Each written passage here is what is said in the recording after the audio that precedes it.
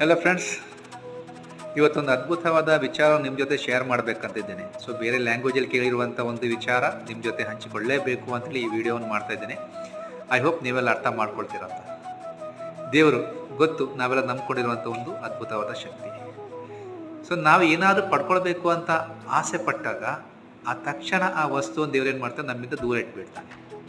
ನಾವು ತುಂಬ ಪ್ರಯತ್ನ ಪಟ್ಟು ಆ ವಸ್ತುವನ್ನು ತಗೊಳ್ಬೇಕು ಅಂತ ಹೋದಾಗ ಮತ್ತೆ ದೇವ್ರೇನು ಮಾಡ್ತಾರೆ, ನಮ್ಮಿಂದ ದೂರ ಇಡ್ತಾನೆ. ಸೊ ಈ ಆಟ ನಮ್ಮ ಜೊತೆ ರಿಪೀಟ್ ಆಗ್ತಾನೆ ಇರುತ್ತೆ. ಯಾಕೆ ಗೊತ್ತಾ? ನಾವು ಏನು ಪಡ್ಕೊಳ್ಬೇಕು ಅಂತಿದ್ದೀವಲ್ಲ, ಅದನ್ನು ಪಡ್ಕೊಳ್ಳುವಂಥ ಆವೇಶ ನಮ್ಮಲ್ಲಿ ಜಾಸ್ತಿ ಆಗಲಿ ಅಂತ, ಮತ್ತು ಪಡ್ಕೊಂಡ ಮೇಲೆ ಪಡ್ಕೊಂಡ ವಸ್ತುವಿನ ಬೆಲೆ ನಮಗೆ ಗೊತ್ತಾಗಲಿ ಅಂತೇಳಿ.